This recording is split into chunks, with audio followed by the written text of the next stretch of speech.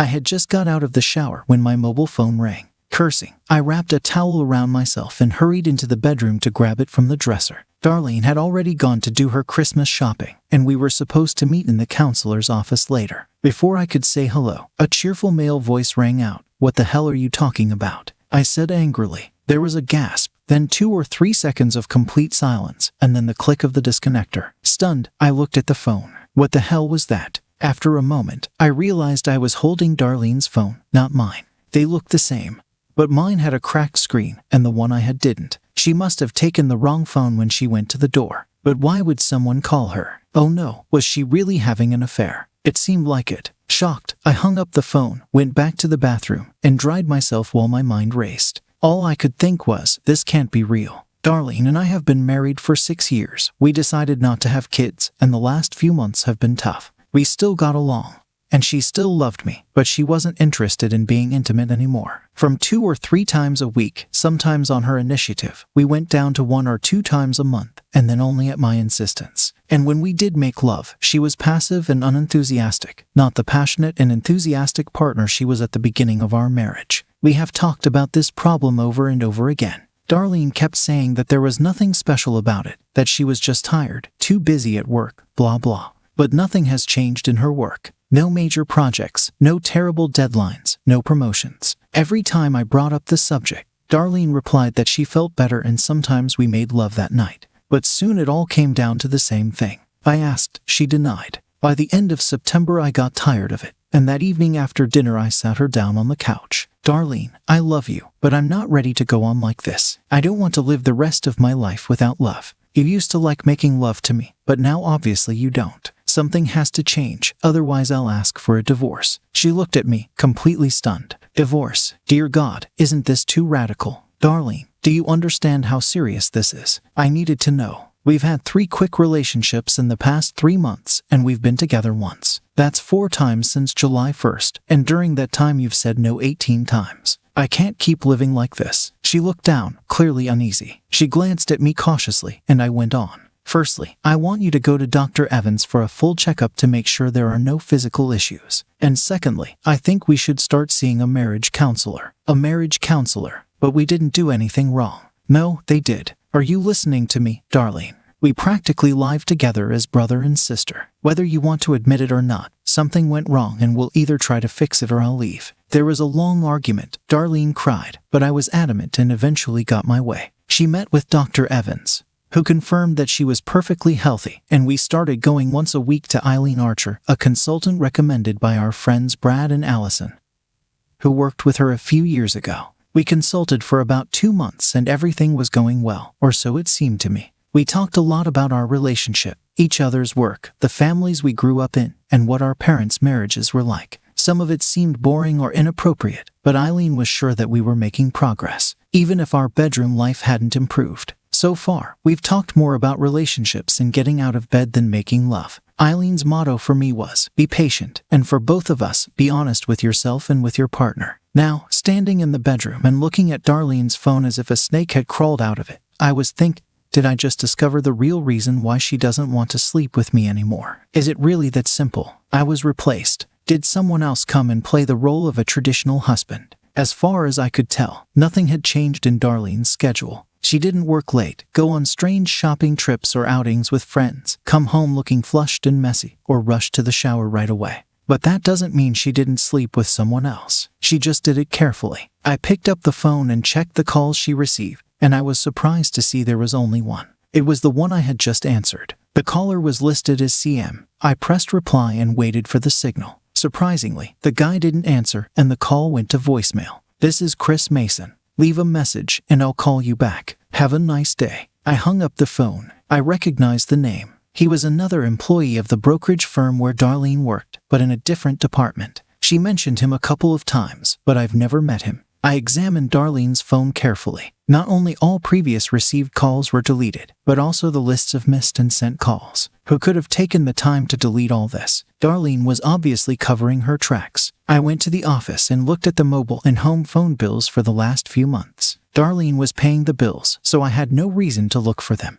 I found all the bills for the home phone in the desk, but the search did not reveal a single call from Chris Mason, at least from his mobile. but there are no records of mobile phone calls in the last 8 months. I looked at the checkbook. All the mobile phone bills had been paid, so Darlene must have hidden or thrown away the receipts, no doubt because they listed calls to Chris Mason. I arrived at Eileen's office about 20 minutes early. Darlene's car wasn't in the parking lot yet, so I sat down and thought for a while. If I'm right, if Darlene cheated on me with Chris Mason or someone else, our marriage is over. She may love me, but it's not worth a damn if she spreads her legs for someone else. I suppose she loved me, otherwise why would she want to stay together? Why would I see a counselor unless she's lying to both the counselor and me? But if she thought she could deceive me, well, she's going to find out she was wrong. At first, I thought I'd meet Darlene at Eileen's office today, tell her about the call from Chris, and demand an explanation. But then I realized that's not enough. I needed evidence, and then I wanted to effectively end our marriage by exposing Darlene's lies. I was angry and hurt, and she had to face the consequences of her actions. Plus, I had a better plan for our final confrontation than Eileen's office. So we went there, and after a while, Darlene showed up, kissed me, and we started the session.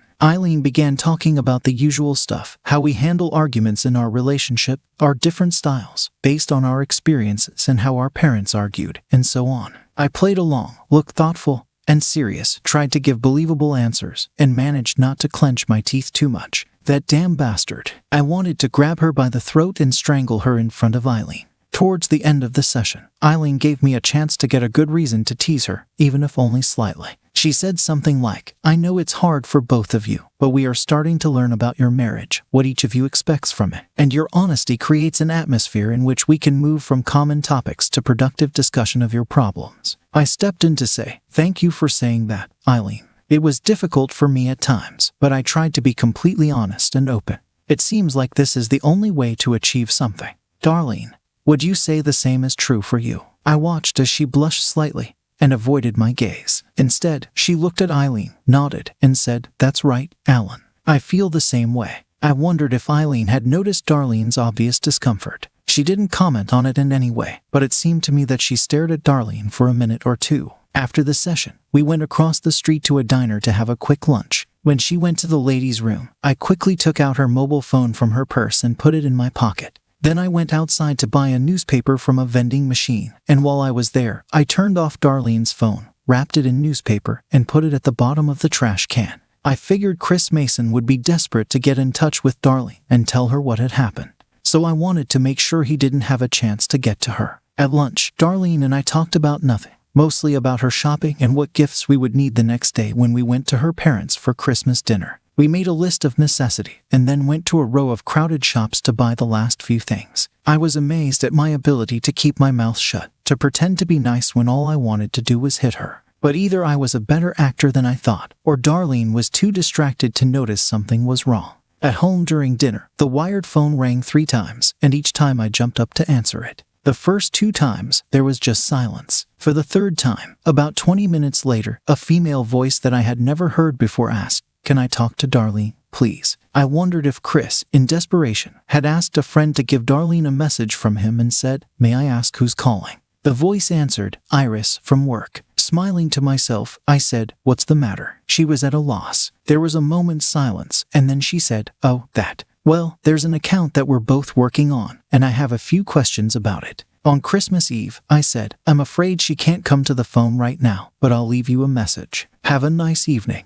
He hung up the phone with a smile. Darlene looked at me blankly when I returned, and I said, some woman is conducting a survey. Imagine she calls on Christmas Eve. It was obvious that Darlene was a little worried. She waited for a few minutes, then casually went into another room, no doubt to check her cell phone. She came back with her purse and looked worried. Darling, do you know where my mobile phone might be? I remember taking it from the dresser this morning when I left. Oh, Darlene, I don't know where it could be. Did you check your wallet? Did you look outside the car? Maybe you left it somewhere at the mall. She searched the car, but didn't find it, and I just sat there and smiled. Eventually, she gave up, and I promised to get her a new one for the new year. But secretly, I doubted I would. I was sure her next move would be to try calling Chris if she could get rid of me for even a few minutes. Throughout the evening, I noticed Darlene watching me from the corner of her eye several times. I wondered if she was hoping for a chance to get to the phone. Finally, she said, honey, I'm a little tired. I'm going upstairs and watch TV, okay? Of course, Darlene, I replied. Sounds great. I'll just put the dishes in the sink and we'll go together. She smiled at me, but I could see that she was upset. An hour later, she asked me to check if there were any bins on the side of the road. When I reminded her that tomorrow was Christmas and there would be no garbage collection, she turned away with obvious disappointment. When we went to bed, she didn't have time to call anyone. On Christmas morning, I got up early, had breakfast while Darlene was sleeping, and made some preparations. Then I went into the bedroom and gently woke her up. "Good morning, dear. Merry Christmas." I gave her a fake smile. "There is coffee in the kitchen. I'm off. I'll see you at your parents' later." She sat down awkwardly. "It's only 8:30, Alan. Where are you going?" I smiled again. "I need to pick up a present for you at the last minute, dear. But don't worry, I'll see you there at 2. She protested. "Aren't all the shops closed today? And can't I come home and pick her up later?" But I was already on my way to the door to kiss her. At 8:45 a.m., I knocked on Chris Mason's door, finding his address in Darlene's office book. I expected him to be in town today, as he mentioned that he was looking forward to meeting Darlene the next day. When he opened the door, he was wearing a bathrobe and looked sleepy. A tall, good-looking guy, about 25 or so. "Yes, what the?" He fell silent and retired to his living room, and I went in and quickly closed the door behind me. I aimed the Hammerly 208 degrees Celsius air pistol straight at his chest. It wasn't very dangerous. I only used it for practicing at close range, but Mason didn't know that. He looked really frightened. "Let me introduce myself, Chris. I'm Alan Rohatyn, Darlene's husband and your current partner." His eyes got wide, and he took another step back. "Hey, calm down, okay? I don't know what you think I am. Anyway, Chris, you called yesterday and asked me to spend the night with you. Do you really think that I don't see what's going on? That's what's going to happen. We'll sit here in your living room and have a nice chat. If I don't get the answers I need, I'll shoot you in the balls once or twice and leave you bleeding. If you decide to be more honest, after a while we will visit people I know and talk to them, and then I will leave you to live your life. Do you understand?" He looked at me warily and nodded his head slightly. "All I have to do is talk to you." I nodded. "Yes, and I'll leave you alone. It sucks to be shot at, doesn't it?" Chris and I talked for a while, and he told me everything I wanted to know. Then I watched as he took his clothes and took them to the bathroom to take a shower and get dressed. After that, he made us sandwiches in his kitchen and we ate, with me holding him at gunpoint the whole time. We didn't talk much and that was good for me. At 10:45 we went outside and got into my car. I gave Chris the address and told him to drive the car and get in the back with a gun in his hand. When we arrived at Darlene's parents' house, I told Chris to park 4 doors away so they wouldn't see my car. I noticed that Darlene's car was already there, as was her sister Barbara's and her husband's car. But I wanted to make an impressive entrance, so we sat and waited until 12:30, until I dropped Chris out of the car and walked him to their entrance. "No more games now, do you understand, Chris?" I asked. "Do you remember the deal? We come in, I make some introductory remarks, you tell your story, and I leave. And you'll keep your testicles. I'll have a gun in my pocket, but it'll fly out in less than a second if you try to do something." He looked somewhere between awkward and terrified. "Don't worry, man, I'll play like you said." When we rang the doorbell, Darlene's mom, Sarah, answered it. Her friendly smile turned to confusion when she saw Chris. "Hi, Alan. Who is it?" "Hi, Sarah. Merry Christmas," I greeted, giving her a kiss on the cheek as we walked into the foyer. "This is Chris. He's just stopping by for a few minutes." Ignoring her confusion, I took Chris by the hand and led him straight into the dining room, where the family was getting ready to eat. It seemed they were going to start without me. "Merry Christmas, everyone," I exclaimed with a cheerful smile, glancing at their surprised faces. Darlene's father, Tom, her sister, Barbara, her husband, Mark, and their 2 boys, Teddy and Ben, were all there. Darlene was sitting a bit apart from the rest. Everyone else had a vague but content, even expectant look on their faces. What a pleasant surprise, they thought. An additional guest. But Darlene looked as pale as a ghost. Her mouth opened a few inches, and I thought she was going to faint. "That's it. It's Chris. He's a colleague of Darlene's and wants to tell us a little story." "Come on, Chris." Darlene got to her feet.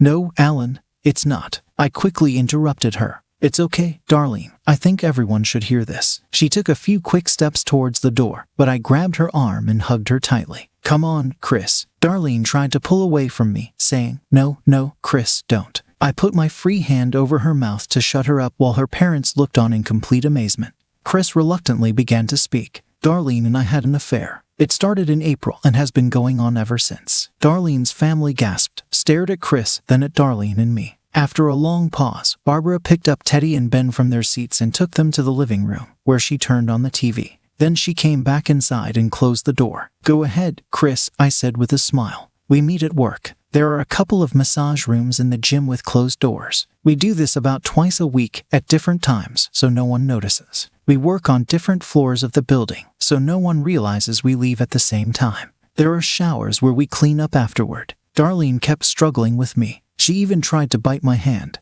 but I held her tightly. "So, Chris," I said, "what exactly were you two doing together? Please be specific." He didn't meet my gaze. "Mostly us. We made love. Sometimes Darlene makes me feel really good to start with, and she likes it." I liked the look of horror on Darlene's mother's face. Darlene stopped struggling with me, and I took my hand away from her mouth. She just stood there, tears streaming down her face. "And what was it like sleeping with Darlene?" I asked politely. I knew what his answer would be. I let him practice a few times to make it work. She's very hot. She is always very proactive. She tightens her hips, winks at me, especially when she's about to ejaculate. To my surprise, Darlene's relatives did not budge. I expected one of them to try to stop her. "Did she ever talk about me?" I asked. "Sometimes. She says she loves you, but she won't stop sleeping with me. The only male organ I need is yours," she told me many times. "When were you planning to meet again?" "Tomorrow." She said she needed to work in the office. We planned to spend about 3 hours together. We hoped we'd have more time this time. He asked, "How much longer do you think this plan will last?" "Probably a few more weeks," I replied. I wanted to keep going, but Darlene insisted we stop. She said you wanted to go to counseling because your sex life was suffering, and she was worried you'd find out what was happening. She said New Year's Eve would be the day you'd break up with me, but then she laughed and said it might take a few more weeks to finish the job. There was silence in the room. Darlene's family watched in shock as everything unfolded. It was just me, Darlene, and Chris. Everyone was standing. Darlene was sobbing, covering her face with her hands and not trying to say anything. I went over to Tom, took his hand and shook it. "Bye, Tom. I loved being your son-in-law. You and Sarah are good people and deserved a better daughter than this cheater. Of course, as a husband, I deserved better than her." I went up to Sarah, kissed her on the cheek and said, "Bye, Sarah. I'm sorry I can't stay for lunch. It might be a little awkward." Darlene fell to the floor. She was still crying, just sitting with her face in her hands. I leaned over to her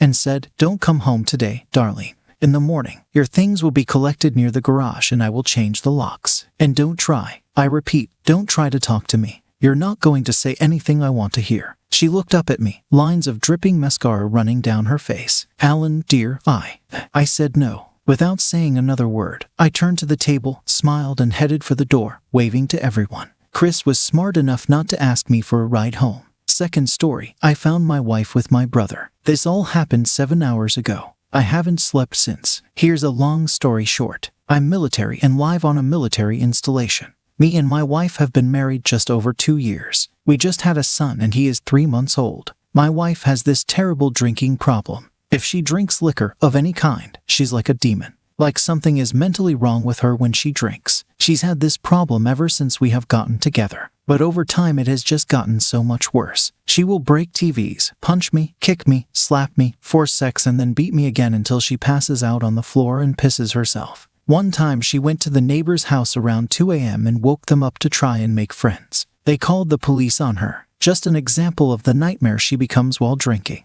I refused to buy her liquor, but occasionally if she could find a way to get liquor she would. And there's no way to stop her from drinking. After I finished my first job contract, we moved to a new place. I asked my brother to come live with us and pay rent so he could grow up and leave our mother's house. I thought it would help him learn to be responsible. He's not really successful, but he got a job and paid rent on time. I only asked him to pay half of what it costs him to live here so he could save money to move out and start his own life. He's been living with us for a year now. Fast forward to 2 weeks ago, he got fired. He also drinks a lot and says he needs to drink to sleep because he has trouble sleeping. Usually, the 3 of us got along well. We played board games, went disc golfing, and cooked for each other. But lately, she's been spending time with him in his room. I talked to both of them about the issues. I have threatened divorce if she kept drinking, and things were fine again after one shitty night. Last night she had a bottle of cheap wine, which is usually fine. We had sex and then she took a bath at around 1 a.m. I fell asleep while she was in there, only to wake up to my son screaming 2 hours later. I take care of him and put him to sleep. She's nowhere to be found. Walk into my brother's room and boom, there she is, in his arms and on his chest. I can't feel, I can't think. I can't breathe. I don't know what to do. I kicked my brother out without letting him grab anything. I told him to fucking run. And he did. She won't stop crying. My son won't stop crying. And I'm in a world of pain.